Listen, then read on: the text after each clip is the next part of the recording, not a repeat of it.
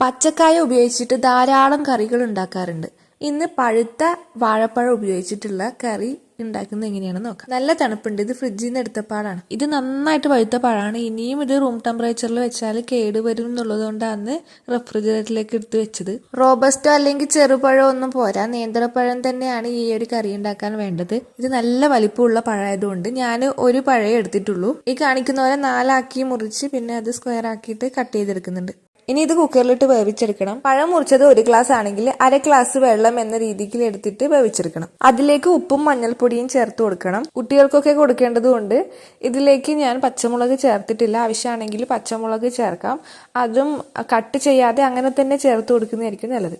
ഇത് ഫുൾ ഫ്ലെയിമിൽ 2 വിസിൽ കേൾപ്പിക്കണം. ഇത് വെന്ത് വരുമ്പോഴത്തേക്കും തേങ്ങ അരപ്പ് റെഡിയാക്കാം.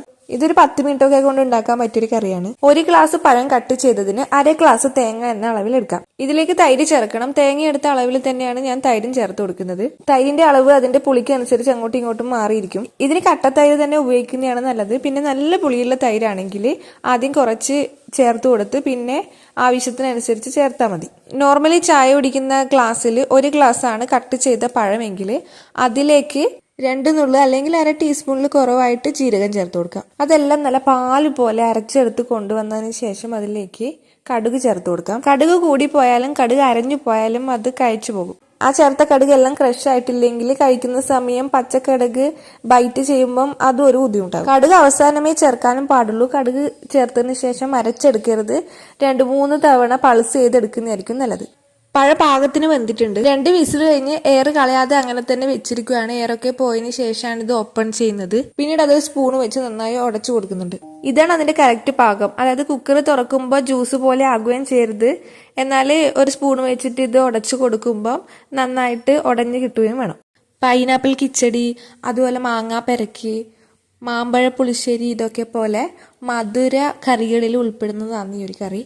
പിന്നെ വീഡിയോ യൂസ്ഫുൾ ആണെന്ന് തോന്നുവാണെങ്കിൽ ലൈക്ക് ചെയ്യണം. ഫ്രണ്ട്സിനും ഫാമിലിക്കും ഒക്കെ ഷെയർ ചെയ്ത് കൊടുക്കാനും മറന്നു പോകരുത്. പിന്നെ ഇതിൻ്റെയൊക്കെ ഡീറ്റെയിൽസും ലിങ്കും കാര്യങ്ങളും ഒക്കെ കമന്റ് ബോക്സിലും ഡിസ്ക്രിപ്ഷനിലായിട്ട് കൊടുത്തേക്കാം. കണ്ടു നോക്കിയാൽ മതി.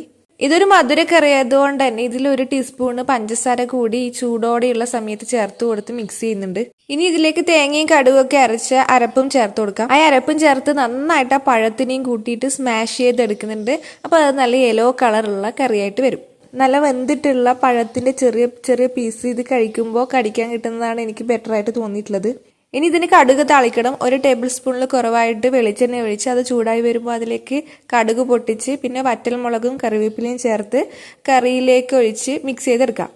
ഞാനിത് ഇങ്ങനെയാണ് ഉണ്ടാക്കാറ്. ഇതിന് എരിവ് വളരെ കുറവാണ്. ഇതിലേക്ക് അവസാനം വളരെ കുറച്ച് പെപ്പർ പൗഡറും ഞാൻ ചേർത്തിട്ടുണ്ടായിരുന്നു. ഒരുപാട് ചേർക്കരുത്. 1 ടീസ്പൂണിൽ കുറവായിട്ടൊക്കെ ചേർക്കാൻ പാടുള്ളൂ. എരിവ് വേണമെന്നാണെങ്കിൽ എരിവിന് ആവശ്യമായിട്ടുള്ള പച്ചമുളക് പഴം വേവിക്കുമ്പോൾ തന്നെ അതിലേക്ക് ചേർത്ത് കൊടുക്കേണ്ടതാണ്. ഇത് കുട്ടികൾക്ക് കൊടുക്കാൻ അവരുടെ ലഞ്ച് ബോക്സിലേക്കൊക്കെ കൊടുക്കാനാണ് പ്രിപ്പയർ ചെയ്യുന്നതെങ്കിൽ ഇതുപോലെ ഉണ്ടാക്കുന്നതായിരിക്കും നല്ലത്. കടുക് തളിച്ച് നന്നായി മിക്സ് ചെയ്താൽ വാഴപ്പഴം കൊണ്ടുള്ള പച്ചടി, കിച്ചടി, മധുരക്കറി എന്താ പറയേണ്ടതെന്ന് എനിക്കറിയില്ല. കറി റെഡിയായി. ഇത് മാത്രമായിട്ടും ചോറുണ്ടാം, സൈഡ് ഡിഷായിട്ടും ഇത് ഉണ്ടാക്കാം. ഇതിങ്ങനെയല്ല വേറെ രീതിക്കാണ് ഉണ്ടാക്കാറ് എങ്കിൽ കമന്റ് ചെയ്യണം. അപ്പോൾ ഇത്രയേ ഉള്ളൂ ഇന്നത്തെ വീഡിയോ. മറ്റൊരു നല്ല വീഡിയോയിൽ വീണ്ടും കാണാം.